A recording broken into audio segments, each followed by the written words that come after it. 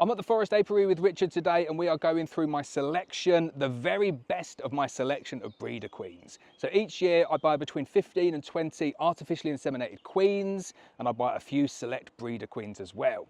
I run those bees throughout the season, and then early on throughout the season, Richard comes up here and he inspects the bees and he chooses his favourite from the ones that I've already selected. So I have brought the 6 very best breeder queens that I had last year up here, and today we're going to run this video and Richard's going to go through them, tell you what he likes about them, tell you what he doesn't like about them, and then he's going to select the very best one, maybe 2, to take back to rear queens for this year.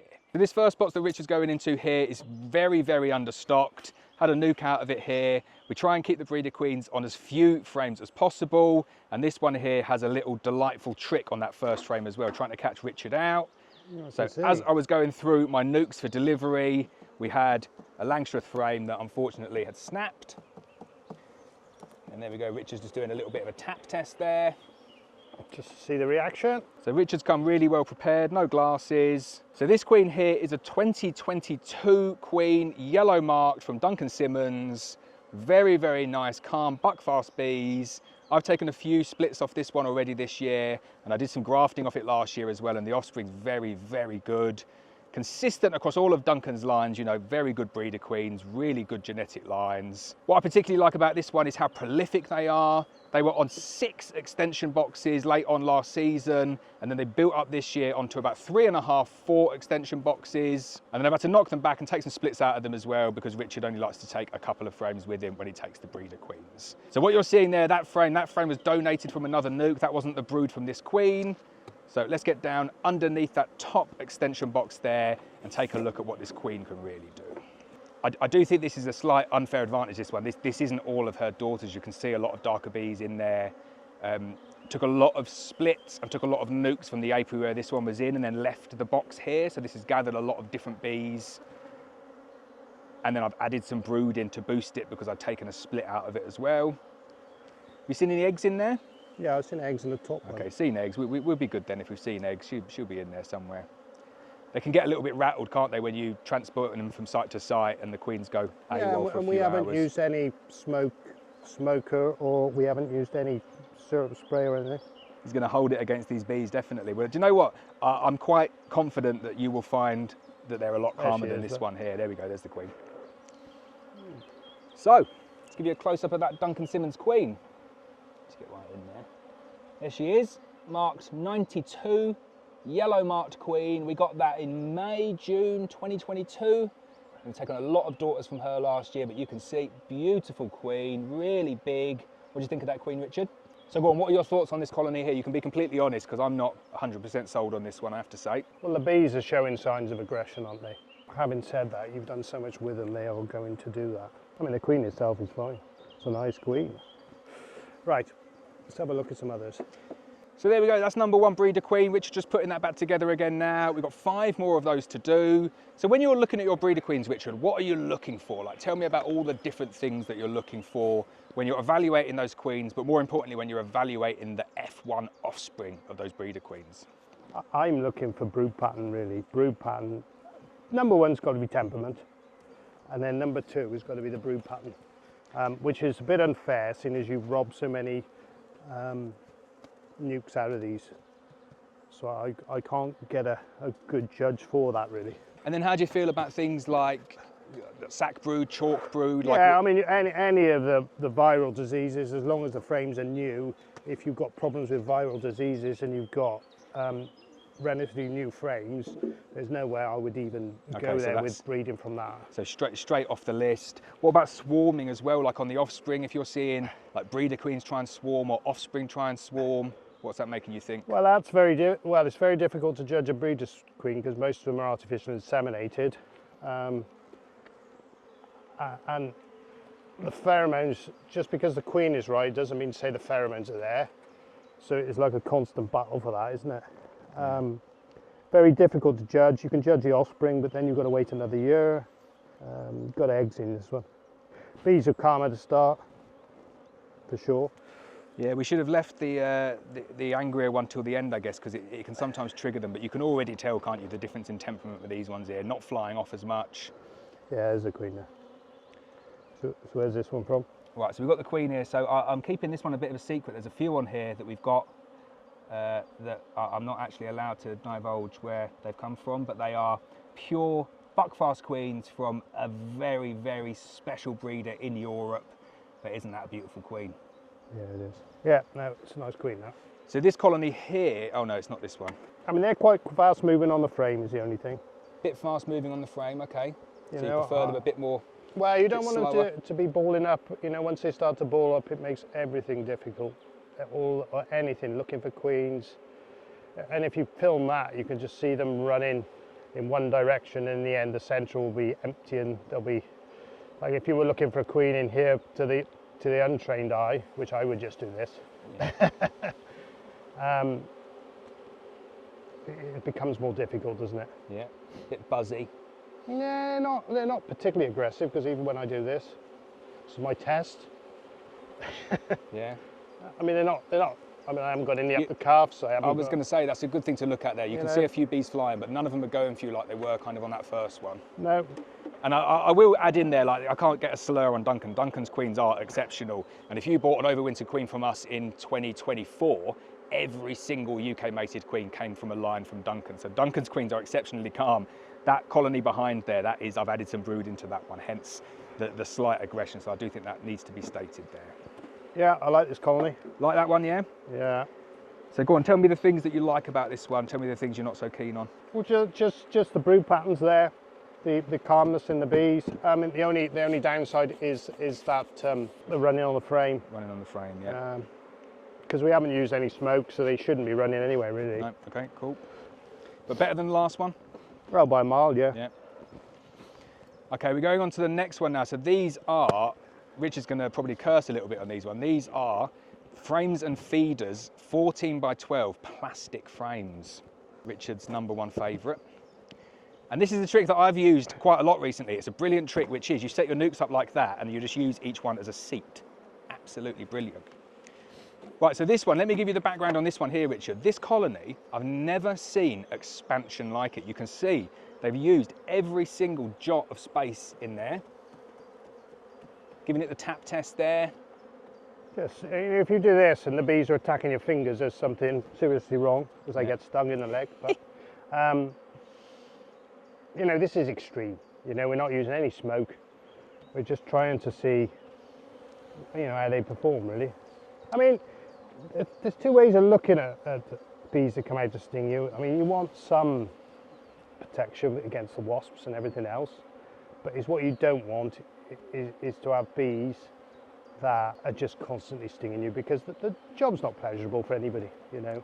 But these are getting up. Yeah, one stung me in the leg there, but I mean, in fact, I've got thin trousers and a thin suit on. While you're loosening up those frames, let me give you the background of this one here then. So we overwintered on a 14 by 12 configuration, and then I put on here 3 14 by 12 extension boxes, and they filled them to the brim, filled the feeder in the side and filled the top feeder as well.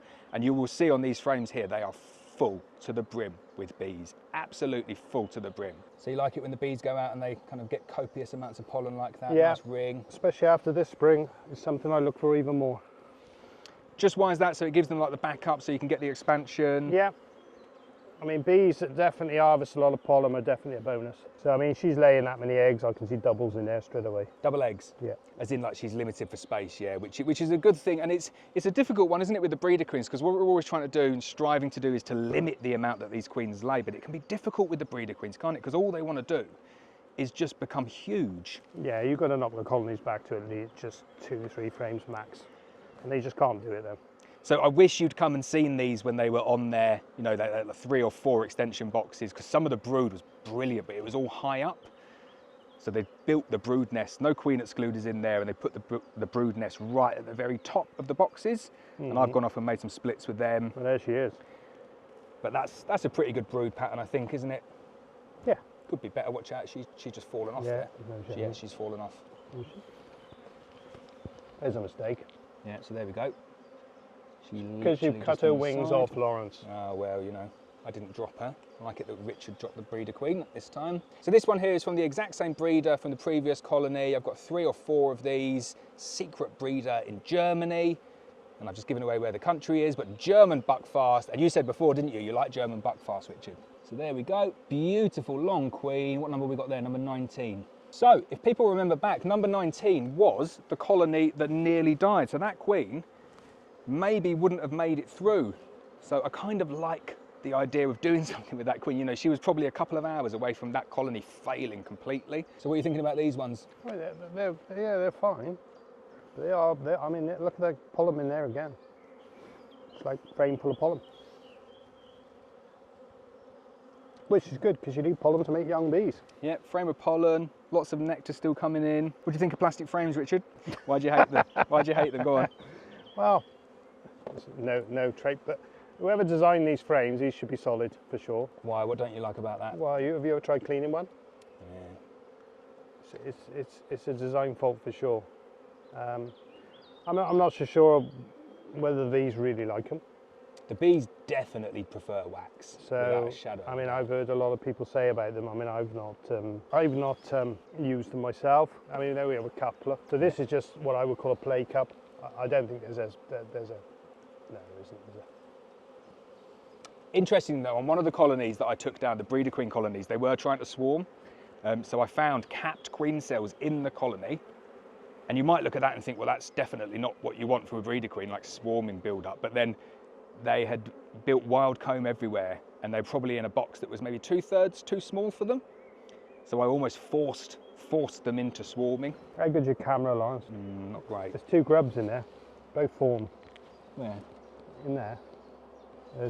I'll open it up a bit. So there's definitely 2 forming grubs in there. How that'll progress is a different matter. Interesting. So there's been 2 eggs obviously laid, and there is 2 grubs. I mean, did you see that as like a defect or just like an anomaly? Well, generally the bees will clear out one, won't they? Just to be one left. I mean, I can't find another one. But you know, there's a nice open brood here. But generally they'll clear out one egg and just. But not very often you see a double, and especially at like 2 different stages they are, because the one is off the wall. Look, and then the other one is in the jelly at the bottom. Right. Interesting. I'm feeling Richard's giving that a negative mark for that one. Right, you got the queen nice and safe in that one. She should be on one of these frames here. What are you thinking about this She's colony? Here. They're calm bees. Yeah, calmer than the other ones? Less runny? Yeah, they probably are actually. Where's the queen again? She's in here. Okay, cool. You're going to blame me if she dies now? I am, yeah. I thought so. Add it to the bill. It is good, isn't it? Nucs next to each other using them as a seat though. Do you do that a lot? No. I do. I worked it out up here. I was like, well, that's it. That's my new spacing now, which is the perfect seat. This one weighs a ton. Yeah, it was a lot of honey in this one. So this one here was probably my pick of the bunch, I would say, because the amount of honey they'd brought in versus the rest of them was incredible, and I think it had the best brood pattern for me as well. And temperament looks good. Yeah, there's no issues because I've just tapped and they've hardly really come up. These are my favourite frames of all time. Don't like these frames, do you? I hate these frames with a passion. Go on, why don't you like them? Sorry, miss. Well, there's a lot of reasons. This would be number 1. All these holes around the edge. Yeah. Because the spacings are slightly wrong. On the foundation, you mean? No, it's to do with the spacings up the side, I'm pretty sure. Okay. So they cut through the box. And why don't you like that? Just easy for them to hide swarm cells, queens to run? Well, it's very difficult to do any sort of beekeeping when you've got so many cavities in the box. Yeah. And you know, it just I mean, these bees are beautiful. You know, they're doing exactly what I want them to do. So what's that? So they're just sitting on the frame exactly where they are. They're not balling up. They're not really even coming off the frame, are they? Plenty of eggs here. Double lay it a bit, which is not a problem. I was going to say, it's interesting the technique you use there. I'm very much of the take a frame out, put it off to one side. And I've seen that you've done that as well. Good technique, I think, to do that. Stops you damaging the queens. There's the queen. She's number 47, I want to say. Right, so these are nationals. Yeah, okay, so you know who these are. Right, so this is a 2023 Dr. Stoffen from Germany queen. Leaves me in a predicament, doesn't it? You have this line though, so this is, we bought 3. I know, and I know what mine's like, and it's exactly the same. So we bought 3 of these, 3 of the exact same line. I've got one, Richard's got one, and I've sent one out to one lucky customer, very good customer. He knows who he is. I won't say it on here to give away his details, but you can see This is the other one. So you've got a really good queen there. And I've just said your name, so I'll cut that bit out. Not flighty at all. Very nice and calm on the combs. Good brood pattern. Nice ring of stores. Not over building drones either, are they? Not too many drones in there. I've hardly seen one actually.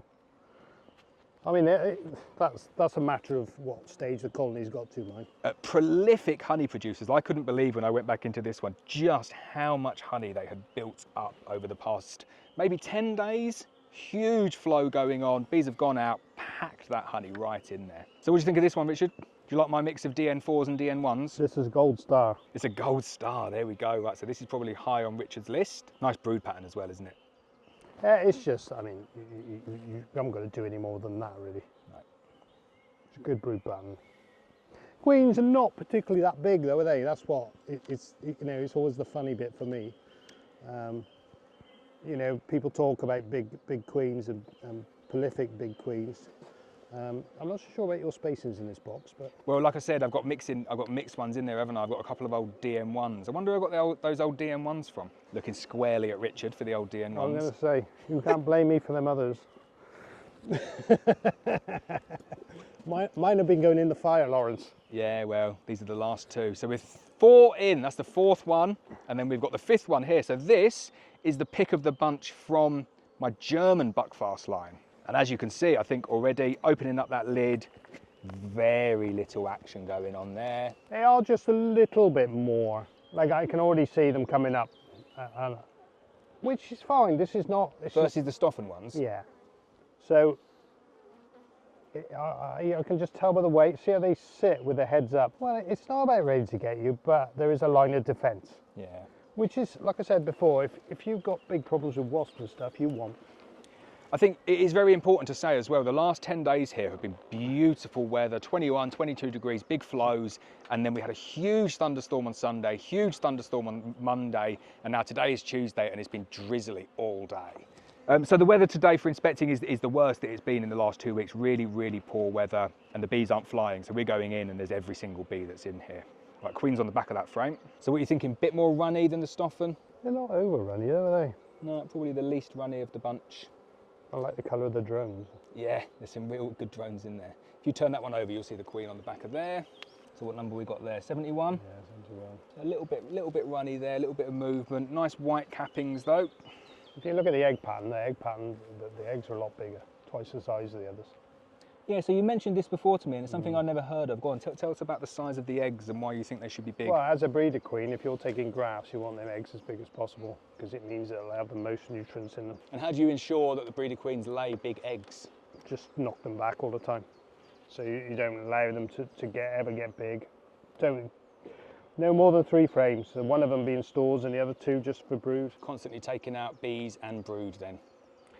Yeah, I tend to do it by taking out seal brood, and that really knocks them back. You don't really want to take bees as such because you want the whole cycle of bees in there, don't you, from young to old.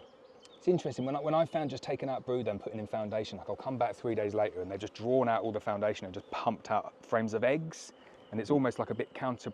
Yeah, but then if you go in a few days later and you take out the seal brood again, it's surprising how you then over a couple of weeks will knock them back. Oh, okay, yeah, that's a good shout. So what are you thinking about this one? Yeah, this was my pick of the Germans. Yeah, it's nice. Say again? It's nice. You like it, yeah? Yeah, and I'm not, there's no response to my fingers. Perhaps I'll stick my nose in there and see what happens. Well, no.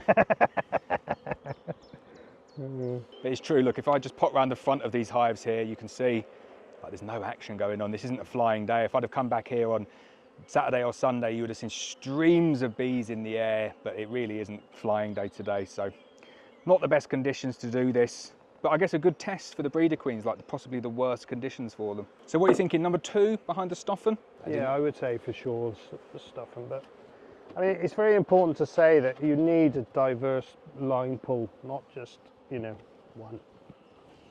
My opinion, perhaps it's my opinion only, but. Okay, so we're on to the last one here, and I realised I do have my queens slightly mixed up here. This is in fact my number 1 from the German, and this one here, I've never seen so much honey built up in such a short time or a colony expand so quickly. So again, they are on Richard's frames, brilliant frames, and there is a bee space issue with this nuc. So you'll see lots of wild comb being built underneath that, and you might, oh no, don't do that, it's 14 by 12, Richard. Yeah, don't take the eek off. It's 14 by 12. Yeah, don't take the eek off. Yeah, that's it, you just want it there, and you need to pop it, and it will just come off. Just keep them going, that's it. So this one here is full to the brim with bees, on Richard's favourite frames again. Oh, it's got more bees in it. So if it's got more bees, you'd expect a bit more aggression for sure. Yeah. But there's not really any. I mean, they've come to the top, but I, didn't realise they were on 14 by 12s. So I have a feeling on this one here that Richard is going to really like the brood pattern. So I would normally get a frame out and always put it by the entrance. Some people perhaps wouldn't do that, but my theory is if the queen drops off, she's more likely to run back in. And you're not a fan of shaking frames, are you? Go on, tell us about why you don't like to shake frames. Well, because the bees are all out of position in their hive. And I don't see the need, because if you want to move bees over, you just take more time, either just either go for that. Yeah, so my technique of opening up a colony, I like to take out the first frame, inspect it for the queen. If I can't see the queen there, I shake the bees back into the nuc, and then I put the frame off to one side, knowing that highly unlikely that I'm going to put the queen there. But you don't like to do that, do you? Just like to... No, because the thing is, if you shake that frame back in there, you've got more bees back in your hive anyway to look at the bees, haven't you? Yeah, so, well, that is a good point. I mean, it is each to their own, though. Oh, beekeeping is always like that, and you just need to find what works for you. Well, I think this was the one that was having a go at swarming as well, maybe. I'm pretty bad at remembering stuff. It's crazy. Like, I'll give Richard a queen, or I'll give him a batch of queens or something like that, and he'll take them down, and then he'll come back 2 years later and say, oh, you remember that batch of 10 F1 carniolan bees you gave me 2 years ago? I went into them the other day, and one of them was a drone layer, and I'm just thinking, how on earth do you know this? Like, you must keep really good records. And he doesn't keep any records. He's like Rain Man. You just remember it, don't you? And I can't remember like which breeder queen is which. I know obviously I've got the numbers, so I've got the records, I've got the certificates. And so go on, what are you thinking about this one? Why? For what reason? So if I take this away, I would say I'm going to probably have to come in every 7 days and just check for cells. Why? Because they are looking to go, aren't they? Yeah. So that's a sign that either there's not enough pheromone there. I mean, the brood pattern, there's nothing wrong with that brood pattern at all. So obviously we're just looking at drone brood on that one there. So whether we're looking at a queen she's there, Lawrence. Whether we're looking at a queen that they will supersede, and that's fine as long as you've only got a few to look at. So it's definitely worth saying though, this is the one here that they were like horribly undersized, the beehive that they were in. You'll see with this frame of brood here, like it was exceptionally good, and they just didn't have enough space. So it's not a case of them thinking we've got swarmy genetics. It's a case of them thinking we have not got anywhere near enough space here. Yeah, and it might be the case of like there's not enough pheromones in that artificially mated queen. Potentially, yeah. Because in theory they have got space, haven't they, at the bottom? Yeah, like when it was kind of stacked up and different, it was a slightly different configuration. They were in that feeder, that feeder over here. They were completely filling all of these top boxes. It had all comb in there to clean all that out. Don't you find it funny though? They never did this. And that's what's annoying, and that's why I'm not a massive fan of these plastic frames, because they'll just choose to do wild comb, they'll choose to do the wax, they'll choose to do everything over actually using the space on these. I also think there's an environmental side. I know we all use poly boxes, but as much as we can get away with, I mean, what do you do with that frame once it's tired out? Yeah. And this is what a lot of the frames were, they're good at getting the honey, they're good at getting the pollen. Yeah, and to be fair to these bees, they have drawn these out right to the end there. I've got some where they're literally halfway up. Frames and feeders frames though, they are recyclable. So they do have a recycling system in place. So once they're out of the system, you can send them back and they will remake them into something else, fully recyclable virgin plastic. So go on, what were you thinking about this one? There's nothing wrong with the temperament and the bee. I would just worry if I took that home, I would need to go through it probably about every 5 days. You're just worried about them going? Yeah. Not about them going. It's just, I mean, in theory, there's nothing wrong with that brood pattern at all. But it's what they're trying to do is supersede that queen still. Do you think they're trying to supersede her? Yeah. Why are you saying that? Go on. Why do you think? I don't know, I can't talk to them bees. It's interesting you say that, because like, I know the kind of background and the history with this one, and it is they were swarming. Like there were probably 30 cells in this colony. Yeah. So when you got a colony that's on the brink of swarming like that, and you knock down all the cells and you bring it somewhere else, I think they're on the ropes a little bit. They don't really know what's going on, Well, do they? in theory, so they were lacking in space then. They were lacking in space. Yeah, it's like a forced But swarm then- almost. Why is this not built in? But yeah, but that's because they don't like the plastic. You can see at the bottom there. That's where they would have, they would have been the next cells to go, wouldn't they? But they're all empty. No, they got eggs in. Oh, there we go. Okay, so this is still kind of like legacy. So yeah, so you're taking that as a really bad sign for this queen, that she's being forced to lay eggs in play cups, turning them into swarm cells. Yeah. I mean, there's nothing wrong with temperament, nothing like that. Right, so there we go. That is 6 breeder queens out of maybe 15 that we had the year before last, and 20 the year before that. And Richard's going to take 1 or 2 back to his apiary now to go alongside the 2 or 3 that he's already got down there. Right, so Richard, you've seen all 6 of them there. You've got a few of these different lines or similar lines at home. Go on, give me the overview. What are you thinking? What you're going to take home with you? Well, I'm thinking 2, which is that one there. And then the one is the same as I've got. The Duncan one? Yeah. No, not the Duncan. The Stoffen? This one, yeah, the Stoffen. And I think I'll trial that. Yeah. But I think most of the stocks will be coming out of Stoffen. Okay, I know one young man who's going to be very, very happy with that news, because he has the identical line to that. But it is very, very, very good queens. I've had a number of Stoffen queens over the years. It is worth saying that I do have a Duncan's line at home, which definitely some of the nukes will come out of. Yeah. Which are proven really. But Yeah. as new sort of blood then, that needs to be trialled. And then the Stoffen one is proven really. So quickly tell me about last year's breeder queen, because it was your favourite queen, wasn't it? Yeah, well, that was a Duncan one, and I'd had it for, 3 years, and it was exceptionally good. And the trouble is, when you get something that's exceptionally good, you don't want to divert to another channel, because you know what you're going to get out of it. That is a bit of a problem in a sense, because you should be looking ahead all the time, because as I came out this spring, and that one was a drone layer. Yeah. So that ended that line pretty rapid. and that's the thing, isn't it? And that's what I think we're trying to do, is we're trying to get ahead of the game a little bit and make sure that we've got a good selection of breeder queens from different stocks, and we'll continually choose the best of the best and use them to rear our UK overwintered nucs and UK mated queens. And what's exciting for me is that we've got some more Duncan queens on the way, haven't we? So we've ordered a good selection from Duncan, a few artificially inseminated queens, a few breeder queens, specially selected by Duncan. We'll test them this year, and then we'll run them into this selection process for next year. No, let's get them wrapped and home. Let's get them wrapped and home. Right, okay, there we go, video finished.